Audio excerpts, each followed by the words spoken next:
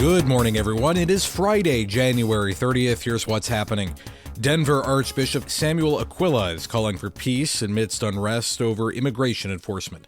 Connor Shreve reports. Denver's Archbishop says both parties have failed on immigration, treating immigrants as pawns and objects without the dignity they deserve. In a statement, he says the current moment is both a political and spiritual crisis, leading to heightened anxiety, harmful rhetoric, and a growing disregard for the dignity of human life. While he recognizes the government's right to protect its borders and the law, he says immigrants deserve more respect. He's asking every school and parish to host a holy hour over the next 2 weeks. I'm Connor Shreve. And the Vatican is now speaking out on the unrest in Minnesota. Secretary of State Cardinal Pietro Parolin told journalists yesterday, quote, "Difficulties, problems, and contradictions must be resolved in other ways." He aligned himself with a previous statement from the USCCB calling the situation unacceptable. He also said there are problematic aspects of President Trump's invitation for the Holy See to join his Board of Peace, adding that the Vatican is still considering the offer.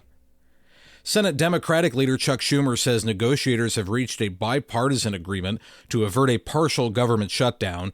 Republican leaders are now working to line up votes, with a possible vote expected soon. The deal separates 5 bipartisan spending bills, a key Democratic priority, and includes a 2-week funding extension for the Department of Homeland Security. The Justice Department is filing charges against the man accused of attacking Congresswoman Ilhan Omar with a mix of apple cider vinegar and water he squirted at her from a syringe during a town hall. The man, identified as Anthony Kazmierczak, lunged at the Minnesota Democrat after she called for Homeland Security Secretary Kristi Noem to resign. Kazmierczak appears to have a lengthy criminal history, with Minnesota court records indicating he has been arrested multiple times over the past 3 decades. President Trump says he will announce his nominee for the Federal Reserve chair this morning. Speaking to reporters last night, Trump said he has selected, quote, "a very good person" for the role. The president has repeatedly criticized current Fed Chair Jerome Powell, particularly over the decision not to cut interest rates further. And the U.S. Commission on International Religious Freedom is calling on the Trump administration to place Egypt on a watch list after a Christian man was sentenced to 5 years in prison with hard labor for being critical of Islam online.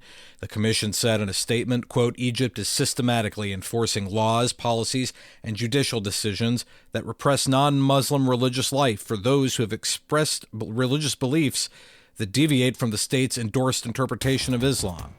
The commission is an independent legislative branch created in 1998. And that is the news this morning. I'm Matthew Handley.